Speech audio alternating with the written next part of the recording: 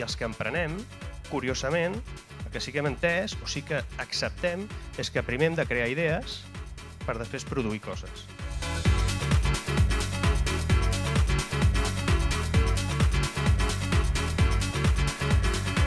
Per mi, ser emprenedor no significa necessàriament engegar una empresa. No? Si bé engegar una empresa és una de les formes d'emprendre. No? Ser emprenedor significa convertir una idea a una cosa tangible.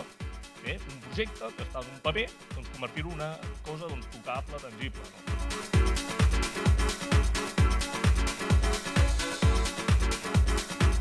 ¿Vale? Entonces, un siguiente consejo que diría a emprendedores vinculados al negocio media es que diversifiquéis vuestras fuentes de ingresos. Es decir, ni podéis vivir de una agencia, ni de Google AdSense, ni de la venta directa. Intenta combinar las tres, cosas que tú vendas, cosas que te venda una agencia y la publicidad contextual que Google te ofrece. Entonces, un poco rascaros el coco, por favor, pensar un poquito más y ahora toca vender, ganar dinero, dejar de fabricar y pensar en ganar dinero.